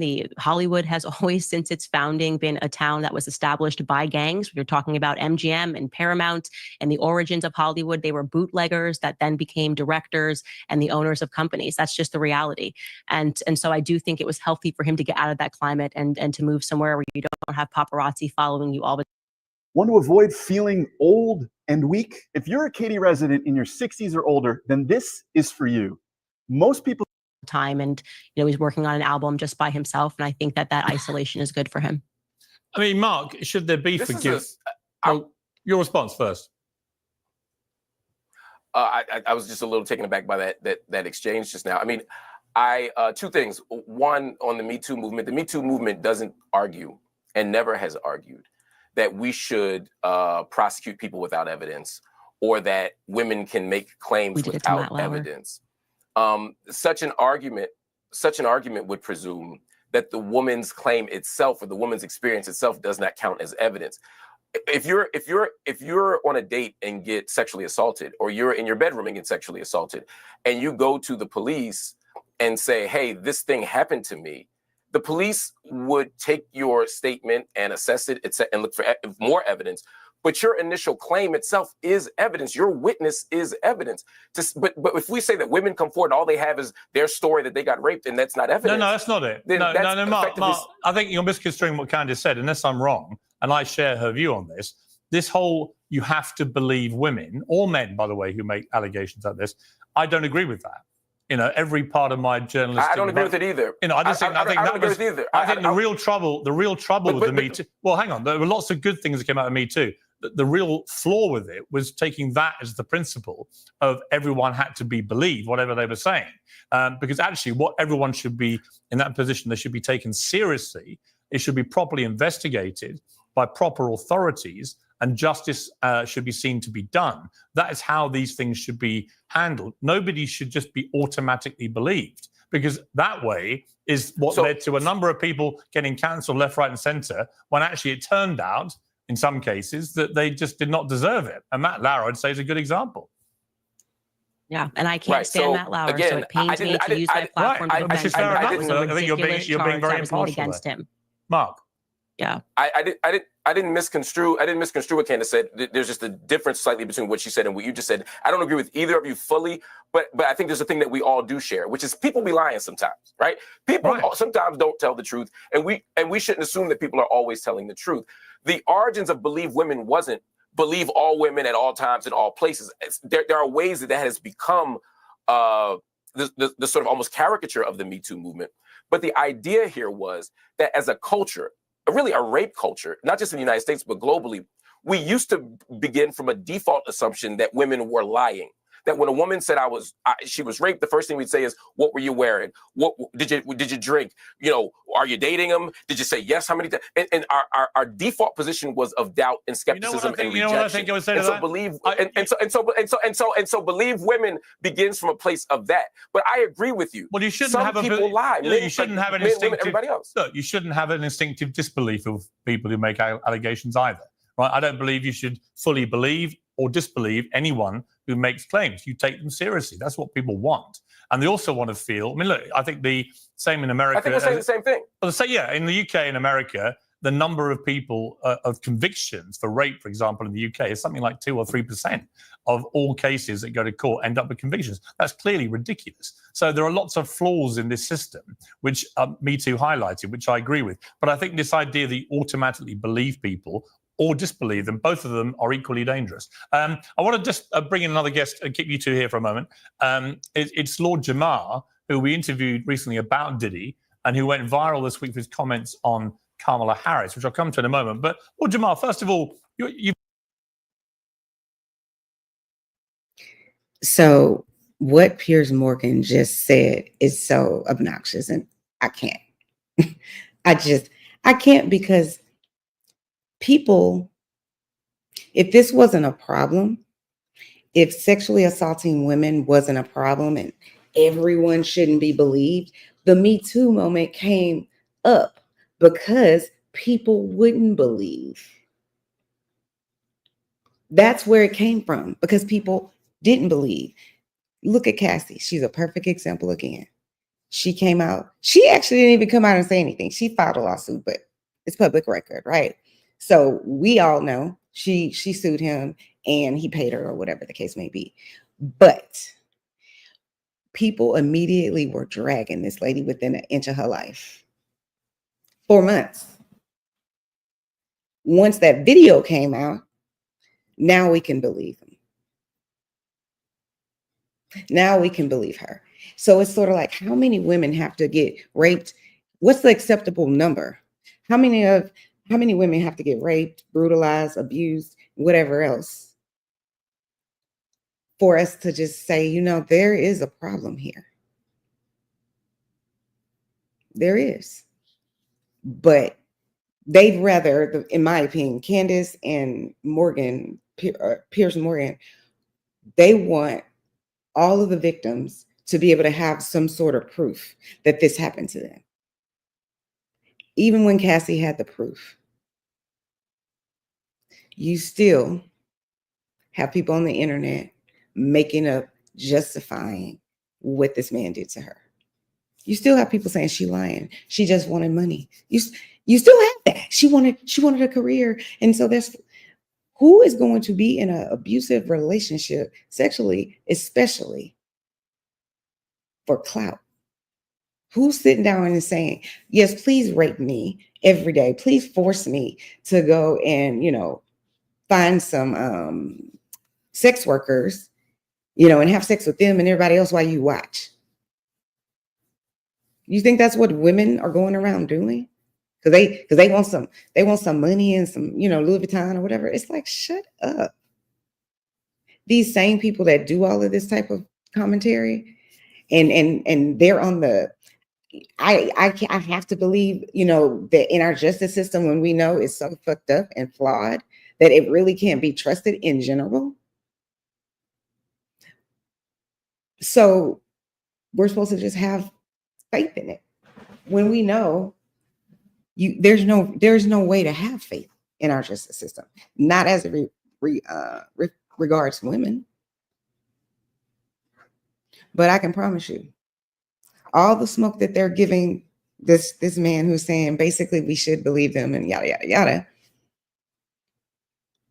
If that was Candace's daughter or Piers Morgan's son, I highly doubt they would come on TV and say, we need to give the perpetrator, my daughter's perpetrator, my son's perpetrator, we need to give him the benefit of the doubt and let it play out in court.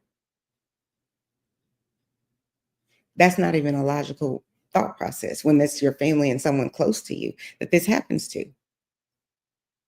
But you can have all this smoke for this person simply because you've been programmed with toxicity to make sure that you always doubt the victim. You always have to figure out a way that they caused, if it happened, they caused it some way, some kind of way. Like he was saying, she had on a sexy outfit. She went to his hotel room at this time of the night. She stayed around. But if it was your daughter or your auntie or your cousin or your bestie, you're not going to get on this show and on YouTube and say, we can't believe all victims. And, you know, we have to just let it play out in court. No, you would be fighting for justice, which is why the Me Too movement was so powerful, because then people could open up and talk about it and say, me too. This happened to me too. And we putting everybody, all men and whomever else, on notice that we're not taking it anymore.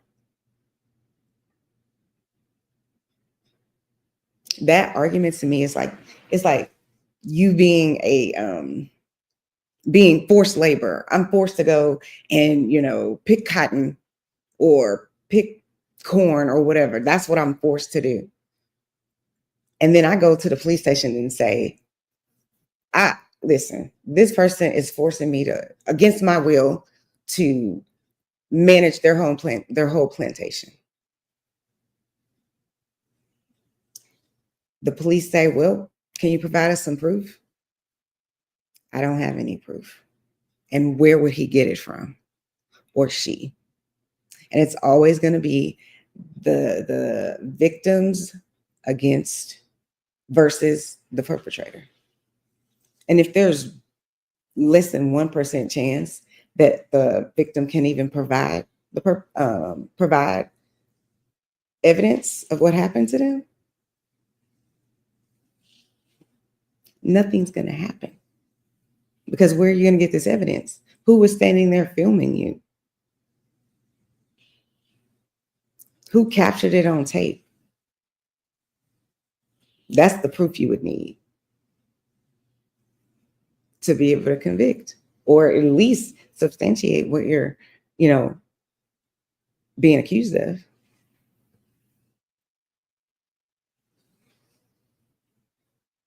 But since sexual assault typically happens over the cover of dark, or a lot of times for children when they're left with the perpetrator. So they're not gonna have any proof. But think about it too like this. If your 5-year-old was, getting molested or whatever the case may be, would you want people to automatically believe them? Or would you want people to be online tearing a new one into your 5-year-old daughter because she accused whoever? Wouldn't you say, I believe my 5-year-old daughter. I believe my 8-year-old daughter. You would. But we can't possibly believe a grown person who understands the law. We can't possibly believe that person, but we could believe a 10-year-old. Why are we giving, if you really want to talk about it, if we're going to give the 10-year-old a pass and say, yep, we're going to believe all of them. Everybody under the age of 18, we're going to believe them. But once you cross 19, you need some proof of your rape. It's just like, knock it all the way the fuck off. If people could just hear what the fuck they sound like, I can't. But anyway, let's just get to this last little part. You've been listening to this debate we've been having. What is your view about where we are with this Diddy scandal? It's been quite a debate. I'm not surprised with everything that's going on with Diddy. I do feel his peers should speak out, black, white, or indifferent. What he's done, what he's being accused of doing is reprehensible, and we need to speak out about it. Do you think he's coming out of prison, or is that it for him? I don't know. It looks bad for him. Yeah. I don't know if he doesn't seem like the type that would do well in prison, in my mind. If he was really forced to have to do some time, I don't know if he's built for that. So you'd have to see what happens. Well, let me just move to the stuff that went viral with you, Lord Jabbar. This is your stuff about Kamala Harris, which, are you surprised about the amount of pickup that got? A little bit, yeah. But not really, because I think people are a little shocked that someone like me, from a group brand Nubian that they feel is pro-black, why would I come out in support of Donald Trump or go against a Kamala Harris who they are trying to put up as a black woman, and I don't see her. Well, let me. I'm going to play first of all the Barack Obama clip, and then I'm going to play the clip that you said in response to it. Let's play the two. And you're coming up with all kinds of reasons and excuses.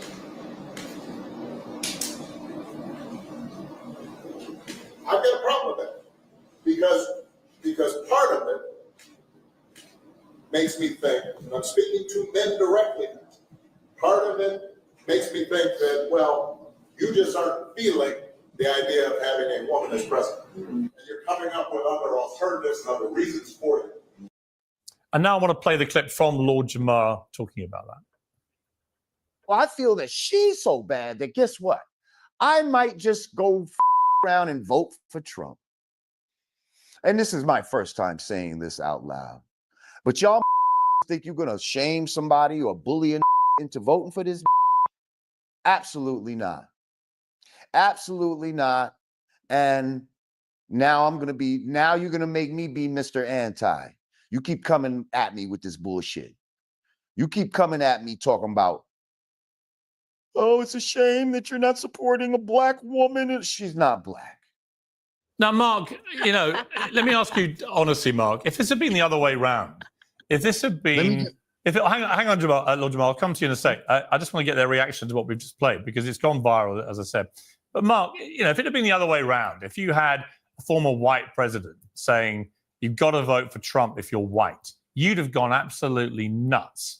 So why is it okay for Barack Obama to order black people to vote for Kamala Harris, given how unpopular she currently is to the extent where Trump is ahead in 5 of the 7 swing states? Why should they?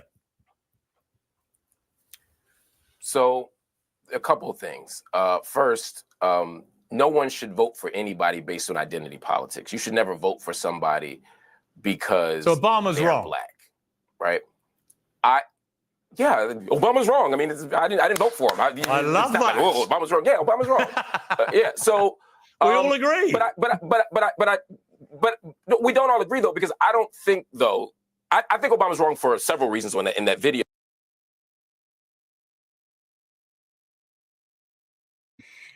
It's beyond me that you can find fault in Barack Obama and you can say that in the same sentence in which you just said you voted for Donald Trump.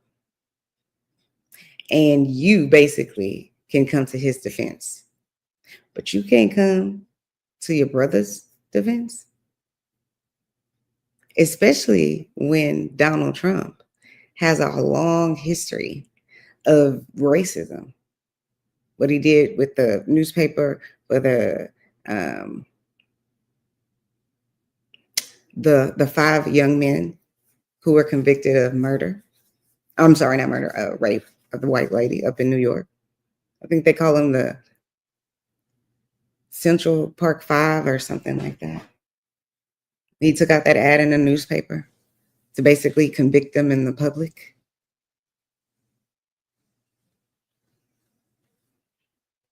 Or how many people of color swear they didn't get paid for labor, right? Or all of the women, I think it's 40 plus women at this point, who accused him of sexual assault. Barack Obama has never been accused of any of those things.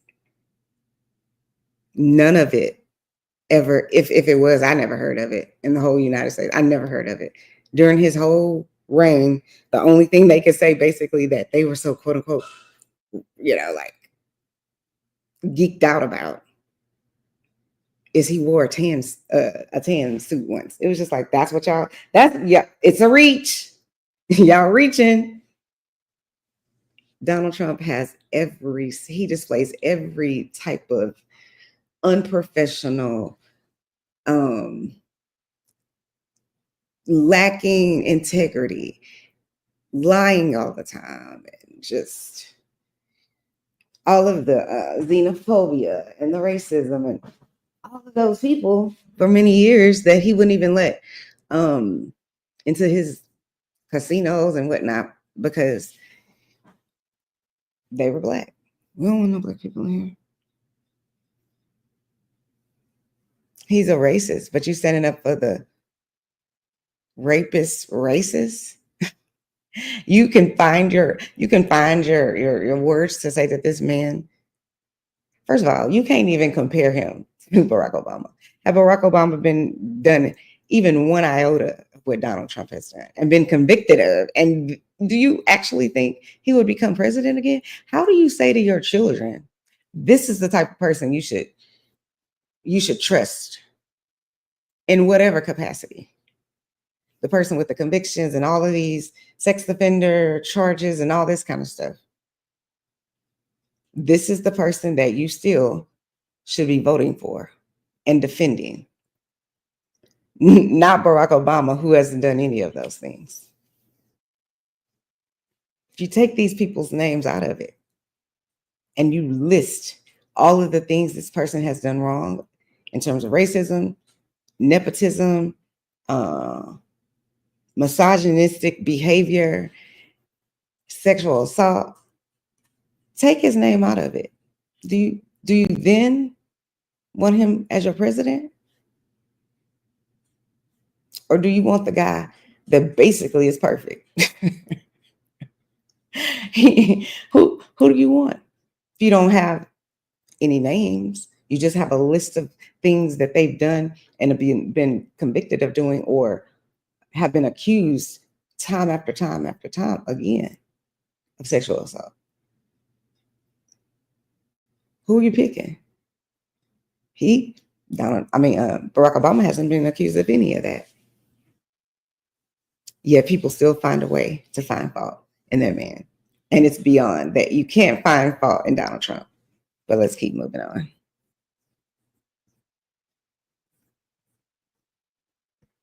But Obama's not arguing that you should vote for Kamala Harris because she's Black. He's arguing you should vote for them because you're Black. In other words, she best represents your interests. If I were running right, and if I'm a Green Party member, That's right? not what he Historically, I was haven't saying. voted Democrat. He was playing the race card. He was playing a skin color card. He was saying, if you are Black.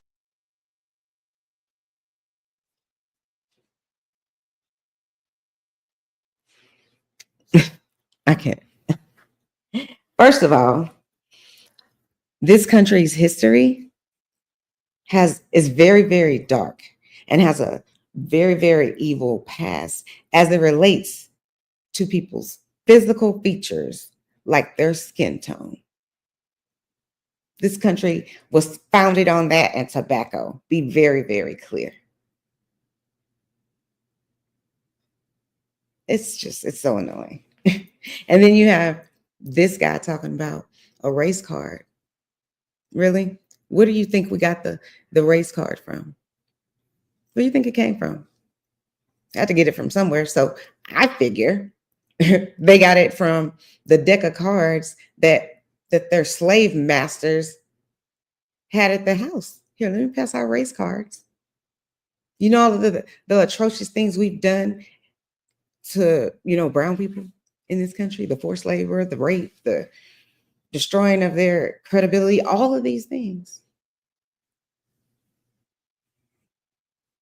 They wrote them down on their quote unquote race card and gave it to their loved ones and whomever else down the line so that people like me can reflect on it.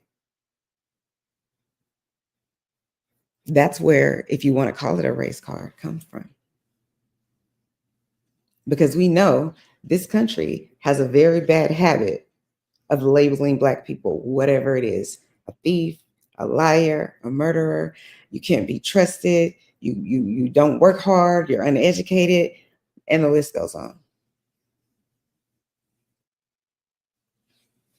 So when I pull out my quote unquote race card and I give you the list, why are you mad?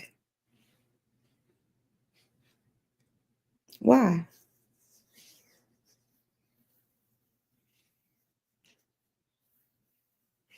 You're mad because you don't have an argument. You don't have a defense of all the reprehensible behavior your forefathers had. The complete total disregard for the Native Americans. But you want to act like we should forget and shouldn't bring it up when, especially Candace Owens, she brought up George Floyd. We're supposed to forget and not say anything about this imaginary card that he's talking about, even though we watched a whole ass police officer put his knee on a man's neck until he killed him. Meanwhile, other police officers and a group of other people are watching this go down. They watching it go down.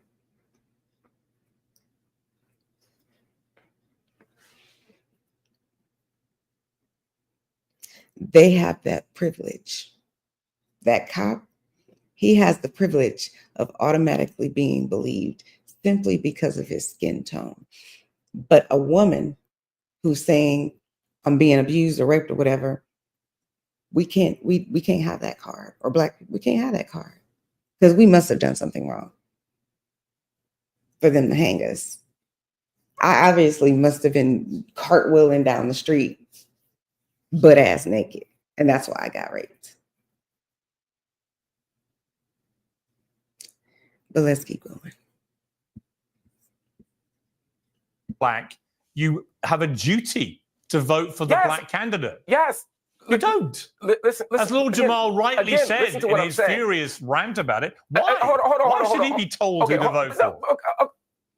Okay, first of all, Piers, again, you just said I'm bringing in the race card when the question you asked me was, should Obama be telling people to vote for people because they're black? I said Obama played the race card, not you. I said Obama did. Oh, then I misheard you. I apologize. I apologize. I misheard you. I'm wrong. You're right. So to the point, Obama is saying that black people, again, I disagree with him, but let's disagree with him for the right reason. He's saying that as black people, vote your interest. Don't reject this person. As a black person, you should vote for the person that uplifts the black community. That's her. And don't let your patriarchy, don't let your hatred of women, don't let your this make you not do it. My issue with it is it frames black people and black men in particular as pathological and people who act against their interests and acts as if black men don't. Also, it's ahistorical. Black men actually do vote Democrat. I argue more than they should. So I think it's wrong for lots of reasons. I disagree with Jamar, though, my brother, calling her. And again, I heard a bleep. I've been in the hood a long time. From that context, it sounded like you were calling her the B word. I couldn't see it, but I heard it. I'm not going to vote for that. Bleep sounded like the B word. I can't imagine a circumstance where we need to call her that. You know, in real life and in music, and there's just no reason for that. She doesn't deserve that any more than she deserves to be told that she's not qualified to run a Dunkin' Donuts. Those types of comments, I think, are unnecessary, even if you might agree that black people shouldn't be sheep. How does she disrespect you? By placating to me, by giving me word salads and all kind of nonsense, acting like she doesn't have to answer questions, being the artful dodger. That's very disrespectful. You think she deserves to be called a B for that? Well, listen, first of all, the platform I was on was a different kind of platform. We was, you know what I mean? It's a much looser platform. It's more hip hop orientated. And if she wants to get down, act like she's black, well, she is black, man. She is black. That's the other piece. I don't want to interrupt Candace. I know Candace got stuff to say. I want to hear Candace. I'm sorry. She is black, and you're being particularly hypocritical, bro. She's not. Bro, you've been real hypocritical. Let me clear two things up. First of all, Piers, you had a guest on named VJ or something that said I never voted or something like that. I don't know where he pulled that. I'm not allowed to reveal the secrets of Jameson Black Barrel. It's carefully chosen, select batch Irish whiskies. Out his ass from. But yes, I have. Yeah. I actually voted for Obama the first time around. I got caught in that nonsense. But also, that comment that you're showing me was not in response to what Obama said. I said that prior to Obama coming out trying to be the father of, you know, black men and all this type of stuff. Right. But it was it sounded like it went with it. It did, yeah. But in response, listen, Barry, you're not our father, and we're not going to just, you're not going to shake the finger of condemnation at us and think that you're going to shame us into doing what you want. We're not, you know, we're waking up as black people right now, and we're thinking for ourselves, and we're not just going along with the Democratic Party. First of all, I'm a registered independent, so don't act like I'm waving the Republican flag. But when it comes to leadership and all this type of thing, I don't see why we're trying to give this woman a promotion. She had one job, which was the border. She failed at that. They kept her in the background this whole time. I saw what they were going to do with her from the beginning, and I don't feel that she's the one. I'm sorry. And by the way, you are absolutely I know, Jamal, you are perfectly entitled. I want to bring in Candace, who's been waiting patiently. I mean, Candace, this whole sort of premise And I'm glad Lord Jamal clarified he said that before Obama spoke, although his answer clearly would have been exactly the same. The response would have been the same, because it's all part of the same thing, which is this sort of weird thing, which frankly is quite racist. There's another way to look at it, that you should judge according to your skin color and feel a duty, a compulsion to do so, seems to me to be racist. It is fundamentally racist, and it's something that I think Black people are right to be upset about. And then there's also this. You are correct to say that there is nothing about Kamala Harris or Barack Obama, for being frank, that is Black. I covered this on my show yesterday, went through Barack Obama's history. There is something that is very cartoonish about them working to Blackify a politician before they run for office. And what I mean by that is, like, Barry Soetoro, first 8 years of his life grew up in Indonesia. Okay. Then he was with his white mother and his Indonesian stepfather. He then went to Hawaii, which had a population of just 5,000 Black people. 86% of them were in the military, and attended a school that is $31,000 per year. And it was all white people. He was raised by his white grandparents, the Dunnans. He's never lied about this, by the way. He then went off to college and had a white dorm mate, dated a white woman. There's nothing about Barack Obama's history that gives him, in my viewpoint, like the stepping ground to be talking to the brothers about the Black American experience. If you've ever even been to Hawaii, it doesn't even feel like America. Genuinely, it feels like we took. So see, she just proved my whole point. She has found fault in every area of this man's life, every single category. But she still somehow can support Donald Trump. How? So you got to dig a grave for Barack Obama, who ain't done nothing to nobody. Because all of the things that she brought up about him going to, being raised by his white grandparents and going to a white school and then dating a white woman and on and on and on. What the fuck does that have to do? How does that apply to anything in your argument regarding Donald Trump or regarding him? She didn't say he's uneducated, he's unqualified, he's an idiot, he likes Putin, and he's assaulted this many women, and he's xenophobic, and he also is fill in the blank with all of the things a liar that Donald Trump is, right? She didn't mention any of those things about Barack Obama. She only mentioned the things that have absolutely nothing to do with anything. Him being raised in Hawaii has nothing to do with running a country. Barack Obama dating white women has absolutely nothing to do with being the president. Him then going to school with white people has nothing to do with him being president. It is he had no control over any of it. He didn't have any control over who his parents are, who his grandparents are. He don't have no control over where he was born and where he subsequently ended up in Hawaii. He don't have anything to do with that. So why you're trying to weaponize this against him is like really beyond. And it's so laughable because it's like, girl, use both sides of your brain. It doesn't say, listen.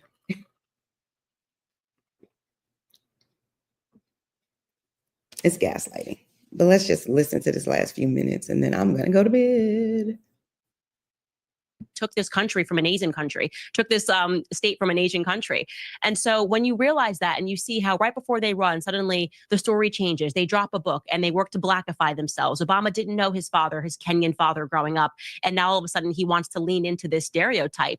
To me, it feels like they're both wearing blackface. I can't sort through all of Kamala's various accents. There's so many of them. She's in front of a Latina crowd. Suddenly she's Selena, and she's speaking like a Latina. And then she's in front of a Jamaican crowd and she's dropping man. I can't deal with it. It is way too much Hollywood acting for me. Then she's got the black accent going and girl, what are you talking about? She's in front of a white crowd. She's speaking like a California Valley girl. I don't trust get it. a Yeah, kick out of that, just huh, do Piers? not trust somebody that slips that quickly through so many personalities. There's nothing about her upbringing, extraordinarily wealthy, just she was sworn in Congress as an Indian American. Her mother.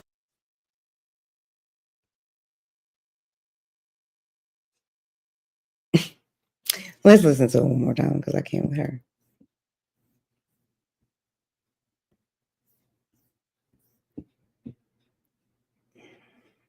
In front of a Latina crowd, suddenly she's Selena, you know, and she's speaking like a Latina. And then she's in front of a Jamaican crowd and she's dropping man. You know, I can't deal with it. It is way too much Hollywood acting for me. Then she's got the black. Be very clear. Be very, very, very, very clear that what she's saying about Kamala Harris, about how she's changing and she's one way in this environment and a different way in this environment.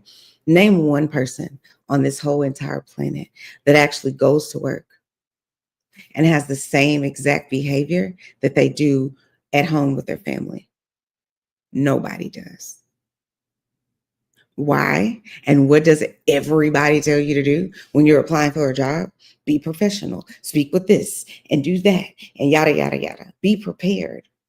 You can't talk the street slang. You got to do, dress it up. You can't wear your tights to the job interview. You got to dress it up. Right? So, but Kamala can't pander just like everybody else on the planet. You want to talk about hypocritical? Please show me the evidence of when you didn't code switch. Show me the evidence of you acting, however you act with your family at Christmas or Thanksgiving. Let's compare how you work to how you live. And let's see if you change anything. How many people change how they're going to act whenever a police officer pulls them over? Should they still be geeked up and doing all that? Or should they be calm, focused, so they can listen, yada, yada, yada? We all do it. But somehow Kamala can't.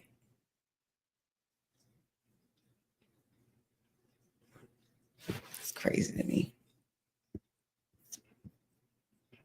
Accent going and girl, what are you talking about? She's in front of a white crowd. She's speaking like a California Valley girl. I don't trust it. Yeah, just do not trust somebody that slips that quickly through so many personalities. There's nothing about her upbringing, extraordinarily wealthy, just she was sworn in Congress as an Indian American. Her mother is Indian. She grew up with an Indian experience and was proud of that until she ran for office for president of the United States. And that is something that I am not comfortable with. I do not accept this narrative that she should be speaking. So Donald Trump has knowingly refused to allow Black people to work in his company and work at his hotels and buy property. He's notoriously done that. He's and thought it was nothing wrong with it. He didn't think anything was wrong with accusing 5 innocent young men of murder. I'm sorry, of rape.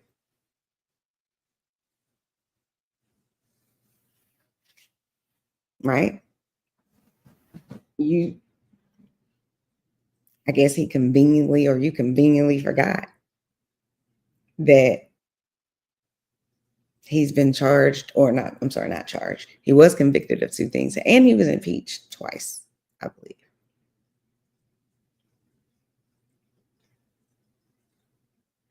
But we're gonna just ignore all of that. That's not really important. Donald Trump has done so many things out loud and out in front of everyone that are egregious.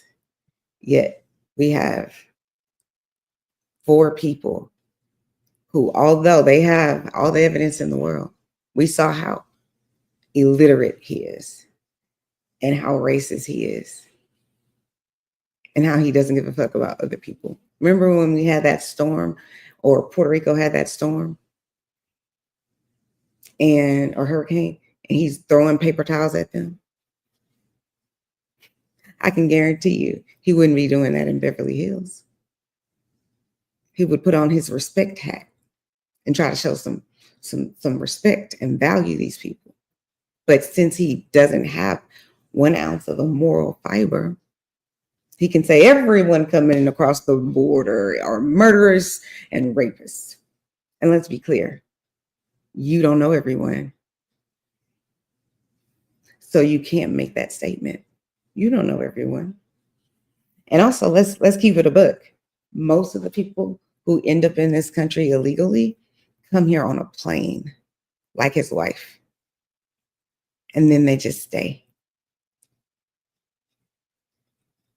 So this nonsense about they're all just coming across the border. No, they're not. Most of the people that are illegal immigrants flew here on a plane for work, like his wife. But that's not problematic. It's only problematic when I don't like it, when I can't get my way. Then there's a problem. Again, I can't with that. The gaslighting. It's so obnoxious. Speaking about herself as a Black woman, it's not okay, and I fully reject it. Okay, Mark, I just want to play you a quick clip from Kamala Harris talking to Roland Martin, listing all the reasons Trump is dangerous for Black people. I'll get your response. He is not looking out for folks when he was a landlord and would not rent to Black families, sued for it. When he took out a full-page ad in the New York Times against those 5 teenagers, Black and Latino, who were innocent, saying they should be executed, the Central Park 5. When you look at the first Black president of the United States, and he had birther lines, and now you look at Black immigrants, legal immigrants in Springfield, Ohio, and he gets on a debate stage and says they're eating their pets? Come on. This man is dangerous. And my question, Mark, is simply this. If he's so dangerous to Black people, why is it that his popularity is growing, particularly with Black men, and Kamala Harris is falling from where it was with Joe Biden, who was white? Well, I think part of it is because of the steady disinformation and misinformation campaign. Again, I am a critic of Kamala Harris. I'm literally watching her co-sign and underwrite as vice president and on the campaign trail a vicious genocide in Gaza. I ain't got no time to support or defend Kamala Harris on a lot of issues. I think there's a very practical, pragmatic reason to vote for her, and that is to say, I don't want Donald Trump. And I think a lot of people are making that choice, but the people who are not are often being fed misinformation, including what's just been said by my dear colleagues here and you, peers. And you cracking it up, but a lot of it is just not true. And I'm just going to say it real fast. First. I didn't say you said it. I said what they said. So first, the question of qualification. First, Jamar said again, she only had 1 job in this border. That's just not true, right? That's not the only. She was the border czar. Vice president's lots of jobs. And now I'm disagreeing with the claim that she had 1 job, not that she didn't have that job. She was given specific responsibility for the border, and now everyone's rushing to pretend she wasn't. The same people who literally called her the border czar on liberal shows. I'm not disagreeing with that point. They didn't. Okay. What other public job did she have? Like, they kept her in the background for a reason, for a very long time. Who's the president pro tem? Who's the president pro tem of the Senate? President pro tem of the Senate. Kamala Harris, right? Who's the domestic policy advisor? Kamala Harris. I can name 10 things that she does other than that, but I don't want to make it about that. My point is that there's lots of reasons to criticize Kamala Harris, but to frame her as unqualified. Okay, again, that's a fair point. She's not unqualified. She's qualified. Okay. You just might think she's going to make the wrong choices. My next point that she's not black. The next point that she's not. Let me talk about her blackness. Now, Mark, I'll jump in. We've run out of time. Candace has to go. Is the biggest point. Okay, go on, make your big point quickly. Let's talk about her blackness, please. Talk about the Black experience. Real quick. Two quick points. Quick, Mark, quick, because Candace has to go. the blackness point is what's crazy here to me, right? First of all, the idea that she puts on, they're not personalities, they're codes, and black people code switch from place to place. Wait till you hear me talk to my accountant later. Wait till you hear me talk to my agent later, like, yo, why'd you put me on Pierce? Just kidding. Wait till I talk to the people at the local soul food spot. They all gonna be different. Wait till I say peace to the gods and earths in New York. It's gonna be a different conversation. Black people talk differently. When someone says that's my aunt, they're not.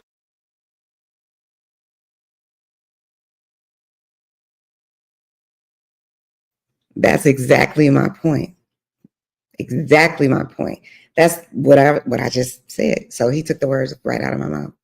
But anyway, let's keep going. Not lying because they don't have shared blood. Black people call people auntie. That's fictive kinship. That is blackness. Going to Howard is a black experience. Pledging AKA is a black experience. And lastly, Jamar, for somebody who is a 5%er who believes that, and I respect your belief, but to believe that the black man is the Asiatic black man, the maker, the owner, the cream of the planet Earth, the father of the civilization, the God of the universe, who came from North America by himself from Saudi Arabia. You believe that person is black, but somebody who went to Howard ain't? Come on, bro. Okay, I'm going to leave the final word to Candace before we have to end. Candace, what's going to happen on November the 5th? Well, since code switching is normal, since code switching is normal in the black community, Piers, I'm going to speak to you like this because this would be totally normal if I put on a UK accent. And it's been I know where you get that from because you're married to a Brit. Thank you so much for. Thank you so much for having me, and I can't wait to run for president and just put on a different accent every time I speak to someone else. That's a perfect way to end it. Lord Jamar, Marc Lamont Hill, and Candace Owens, thank you all very much indeed. I appreciate it.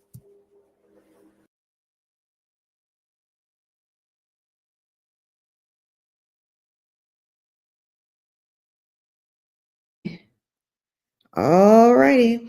Well, like I said, guys, thank you so much for tuning in to another episode of Chanel's Reality. But I must get some rest. So, guys, chime down in the comments. Tell me what you think about my perspective, and tell me what you think about all the panelists' perspective. And until, hit the like button and the subscribe button if you haven't already subscribed. And I will talk to you later. Bye.